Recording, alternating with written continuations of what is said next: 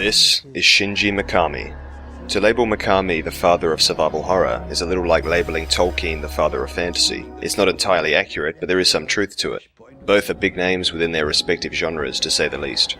Mikami directed the very first Resident Evil game, which spawned a franchise that became synonymous with the survival horror genre. Years passed, video games grew more pervasive, audiences got bigger, development became more expensive, and Resident Evil became an action franchise. Another survival horror series, Dead Space, underwent the same evolution, only more quickly. The action genre appeals to a wider demographic. Survival horror, ostensibly too niche, just about disappeared.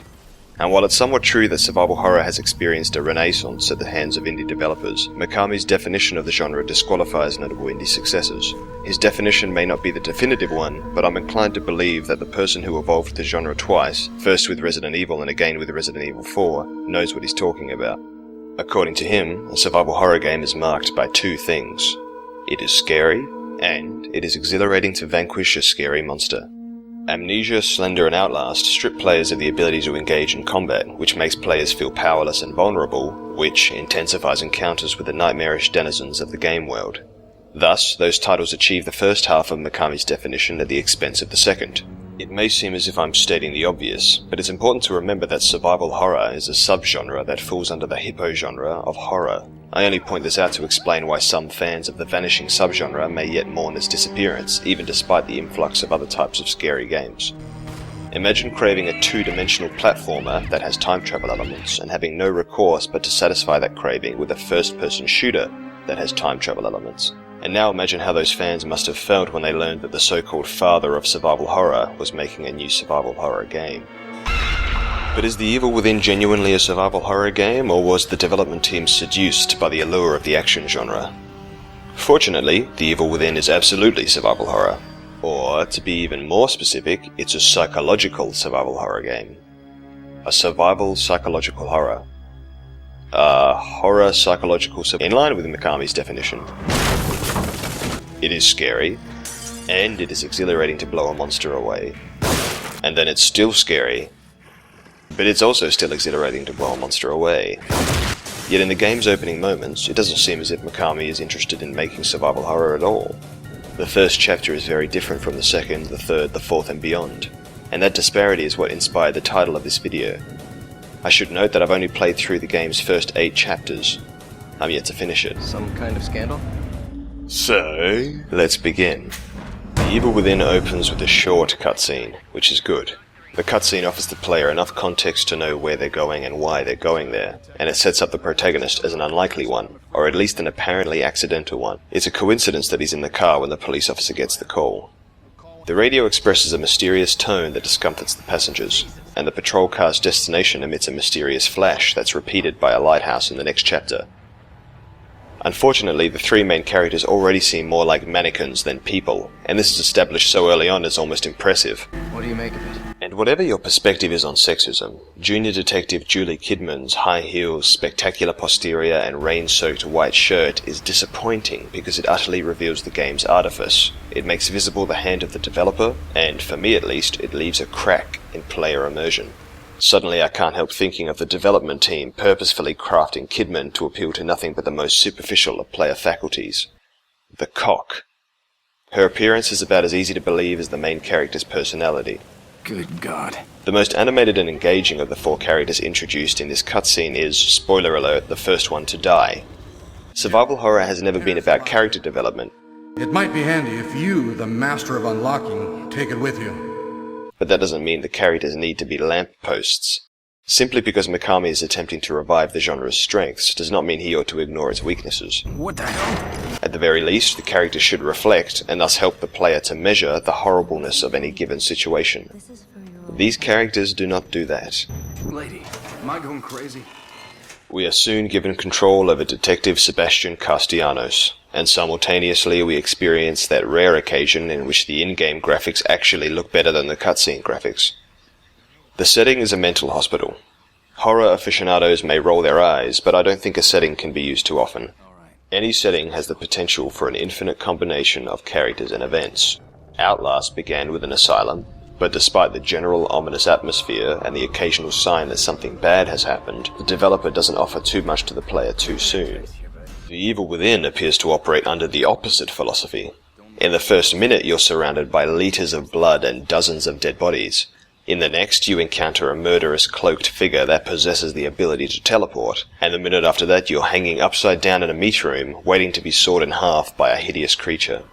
The fast pace is riveting, and it's encouraging too. When the developer has the confidence to offer so much so quickly, the player is invited to be confident in turn, confident that the developer has even more to offer.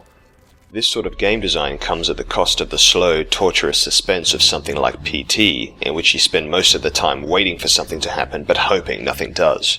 But it is a good way to keep the player playing, by inviting us to wonder what new, strange and fantastic scenario is awaiting us around the bend. Suffice it to say, at this point, I was on board.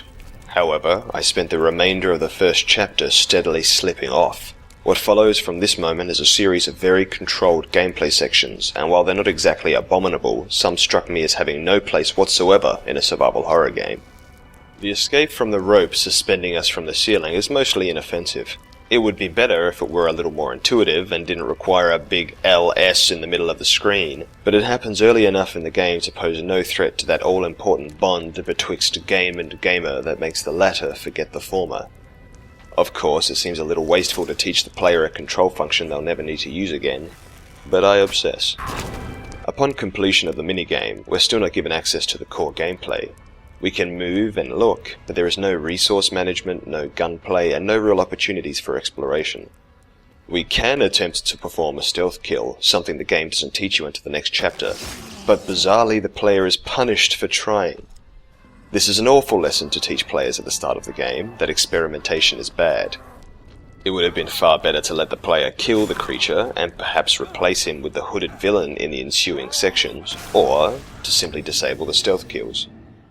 I tried to see if it was possible to stab the creature and escape as he recovered, but the sprint button is not enabled in this section, and so he can't be outrun. Even worse, when I attempted to open the exit door first to increase my chances, I discovered that it is automatically closed the moment the creature becomes hostile. And yet otherwise it remains patiently open. The goal in this section is to steal the keys hanging right beside the creature. Luckily, he periodically performs a patrol, seemingly with no other purpose than to give us an opportunity to steal his keys. He pops into the adjacent corridor, turns around, and walks out again. But the funniest part is that if we want the keys, we don't even need to wait for him to leave.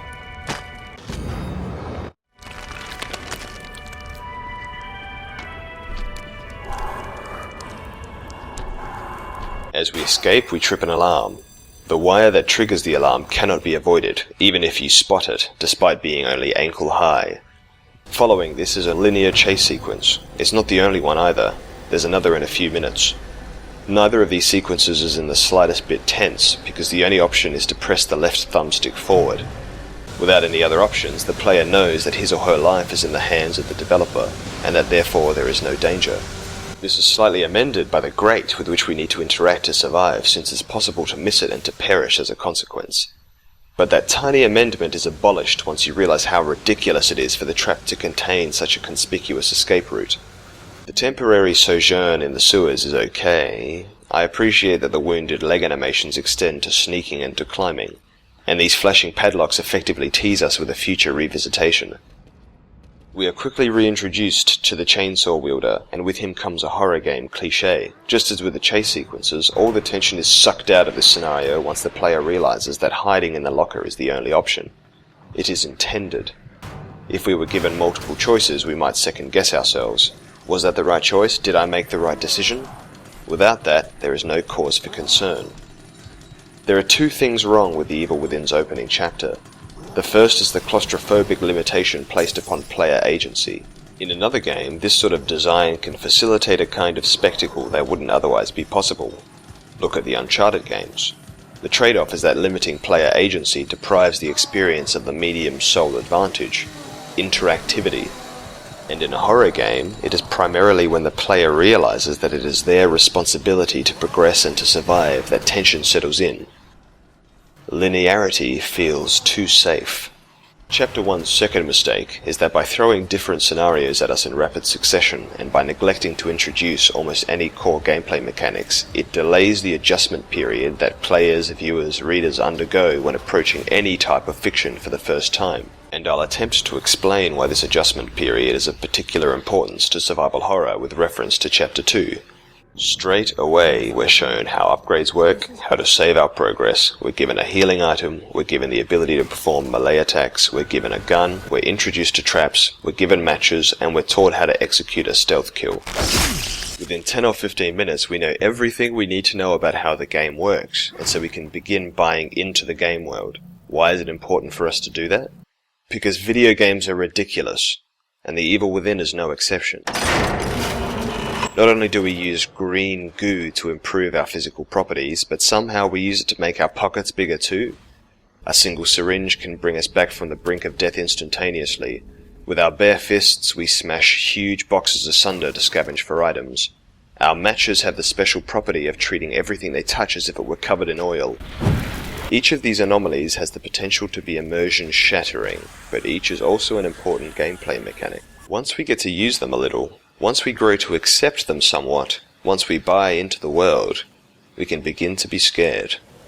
Ironically, Chapter 1, with its controlled sections and its lack of gunplay, manages to completely fail Mikami's own definition of survival horror. Anyway, it bugged me a little. I hope I haven't come across as overly critical. Aside from that first chapter, which really isn't so much bad as it is perplexing, I'm enjoying The Evil Within. I'm grateful for the limited arsenal, for one. The resource management is great too. Having to keep track of resources separate from bullets only amplifies that classic survival horror anxiety. The option to burn enemy corpses makes every one you leave behind untouched feel like a liability. I appreciate that even luring enemies into traps costs me the resources I would have gained by disarming the trap instead. I only wish there was some limit on stealth kills, as I find I'm able to resort to them quite often. And the presence of unlockable lockers in the hub means I always have some handgun ammunition waiting for me whenever I return, which is unfortunate. I can't say I'm a fan of the sudden and nonsensical shifts in setting either. The variety of settings is great, but I would prefer it if you moved logically from one to another.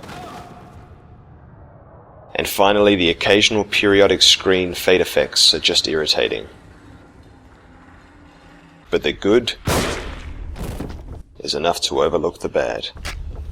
I'll admit as well that when it comes to The Evil Within, I use the word scary perhaps a little generously. It's not as scary as either of the first two Resident Evil games, or the first Dead Space, or any of the indie titles I mentioned earlier. Yet even if the oppressive settings and the creepy monsters don't frighten me as much as I might like them to, they still give me the same perverse pleasure I'd have gotten if they did. And that's good enough for me right now. If my opinion changes dramatically by the time I finish the game, I'll make another video. But otherwise, I'm more than happy to recommend The Evil Within. I just hope that the mindset that influenced Chapter 1, which really seems more like an advertisement, something to be demonstrated to an E3 crowd, doesn't become the trend for survival horror games to follow. Thank you very much for watching, and a special thank you to everyone who liked my last video and who subscribed to my channel. Oh, and Destiny fans need not worry, there are more Destiny videos on the way.